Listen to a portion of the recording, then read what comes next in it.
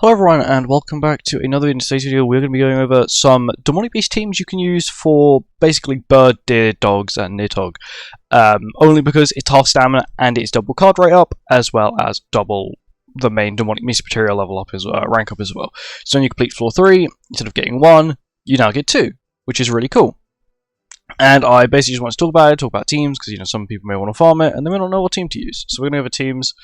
At least one team per demonic beast you can use, and I'll go over like replacements you can do if you don't have character X or character Y, and yeah, let's get on with it. So first, of course, we're going to start bird, a standard bird floor 4 team.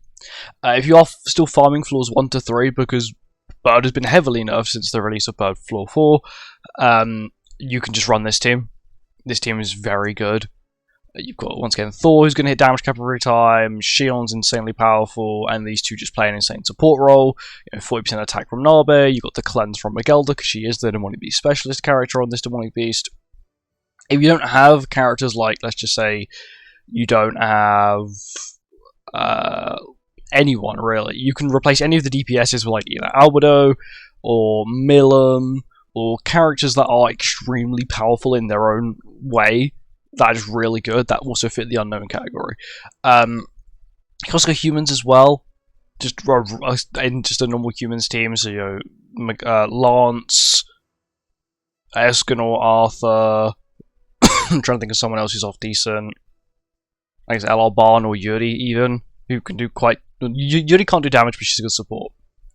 Gear wise, I've just got like standard gear for floor 4. This is my floor 4 team, but it's so good at clearing floors 1 to 3 super quick that if you do need to farm it, I would recommend the floor 4 team. It's so clear, it's so quick, and even, let's say you farmed bird floor 3 too many times, you think, oh screw it, I want to try floor 4 this time. You can, because you already got the team set up for it.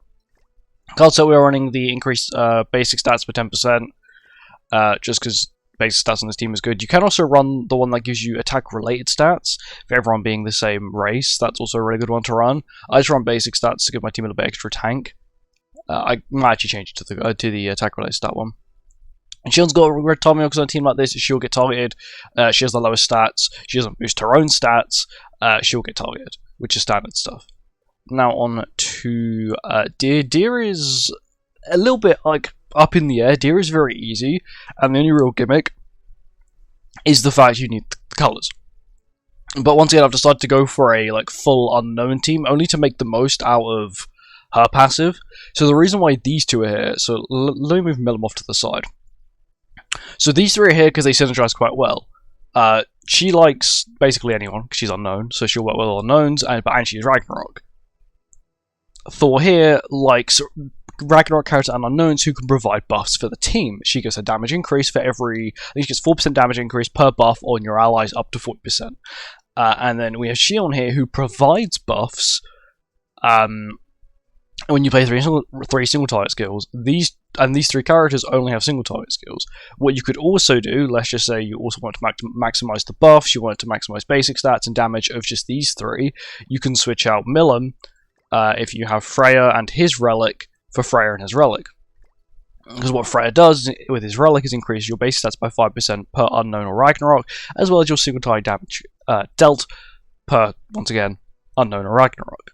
So he also provides buffs as well, so you'll be able to max out her passive after 2 turns. I think you can probably also maintain it, and also now everyone in this team has basically a full hand of single target skills. So Yorm, including her ultimate, has all single targets.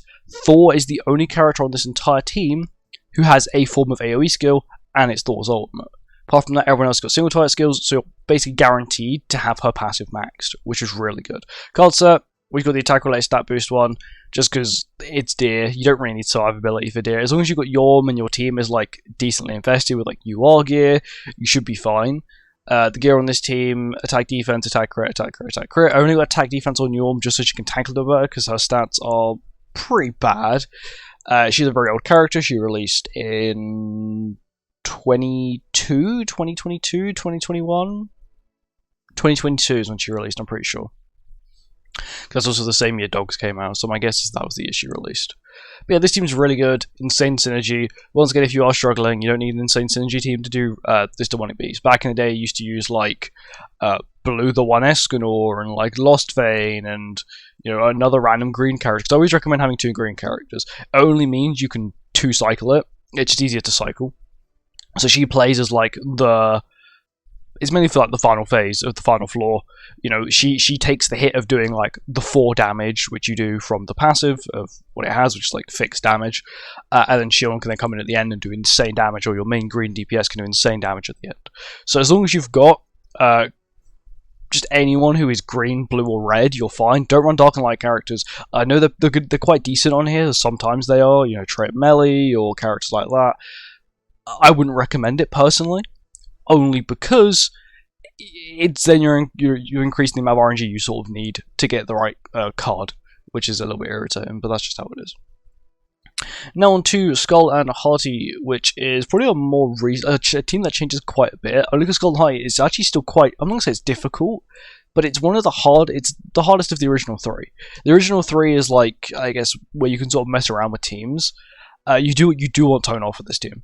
Tonar with her Relic is a big sort of, I'm going to say a must. The Red Tonar's been free quite a few times since her initial release, but like characters, I recommend full human or once again full Ragnarok if you can, just to sort of maximize everyone's passives, whether that be like a Ragnarok character's passive, because once again Tonar's Ragnarok, or humans to maximize humans' passives. That's the reason why we've got Lance here, because Lance increases defense related stats by 10% per human. And Tonar doesn't actually have the best defense-related stats, so you make Tonar quite tanky, which is quite nice. Also given a red Tamio, because she still will take a lot of damage, even though she does have this insane amount of tank, because the dogs have a lot of attack, or they have effects on their skills that do obnoxiously high amounts of damage. Escanor, once again, primary DPS, same as Masno, who can also double up as a support character with his ultimate, which would be really handy. Freeze will be a slight problem with this team, so make sure you're also running the anti-freeze card set.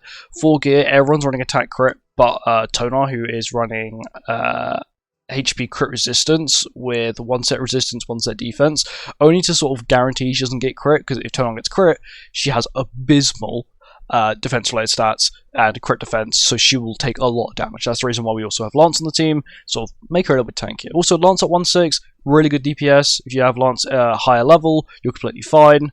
Escanor can just be 1/6 and be completely fine. Same with Masno, same with Tonar. The more dupes you have into Lance, the easier this will be, like significantly easier. But apart from that, like everyone's rocking attack crit. The only thing I also recommend, once again, Tar Mill on Tonar, just so she can tank a little bit better. And I'm on to a Nidhoggr, which is like the most standard team. You can make other teams for Nidhoggr, but if you're just going for like efficiency and clears, this is the team you want to run. Gear I don't think is sorted out. No, everyone's got the right gear on. I can probably change her to Freya to attack defense, which is sometimes what I do as well, is I just go here and I run her attack defense, just so she can still put out lots of attack, because her relic gives her a lot of attack. You also do need red Freya's relic. If you don't have red Freya, you can also use green Freya. It's just going to be slightly harder. I have used a complete B-Tech team before, so I've used LR Liz, Mael, green Freya, and blue Margaret. It is doable. But once again, you're increasing the amount of RNG required, and that can just be a slight problem and a little bit of a pain in the arse, I'm not gonna lie. But for links, I would just give Freya Red Tamio, because she does get targeted, and there's always going to be a level of RNG on floor 3, phase 2 of Nidhoggr, so you sometimes may even fail runs, but that's standard stuff. Most people fail runs on it. And then we've got the increased basic stats. We can just change that to the attack-related stat one as well. Both of them work really well for this one. Anti-freeze does nothing because the one of these doesn't have freeze. So either go for the attack-related stat one or the basic stat boost one. Either the basic stat boost one that I think is used for or the anti-freeze one, which also has basic stat boost, or the food poisoning one for Rat that also has basic stat boost. Because once again, you still get the basic stat boost, you just don't get the additional effect for the freeze or for the food poisoning because they're not involved in this demonic beast. But yeah, that's it. I just wanted to go over the teams and just sort of show off, the teams you should be using to sort of farm these materials, especially if you do need them. I have thankfully finished making every relic in the game after recently pulling Jenna. I was able to finish every relic in the game now, which is good. But if you are a new player and you think, maybe I do want to complete these relics, because the relics are worth getting. They are expensive gold-wise, about 5 million gold per relic. If you want to upgrade it, it's another 5 million gold.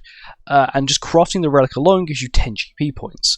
There's a lot of relics in the game, as you just saw.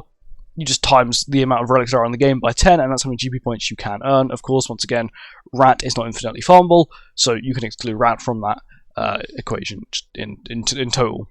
37, 18, 15, and 14. 140, 150, 180, and 370 GP points if you have 0 relics at the moment and you want to farm them all out. It is possible. You get lots of points, lots of GP, and it may quite heavily impact your box DC as well, because relics... Some characters shed lots of relics, like 4 characters share that 1 relic, 4 characters share that 1 relic, 4 characters share that relic, and so on and so forth. And yeah, make sure you farm them, make sure you make the most of it, because once again, we also have Global Anniversary coming out next year, so make sure that you are prepared. Goodbye, thank you for watching, and I'll see you in the next one. Goodbye.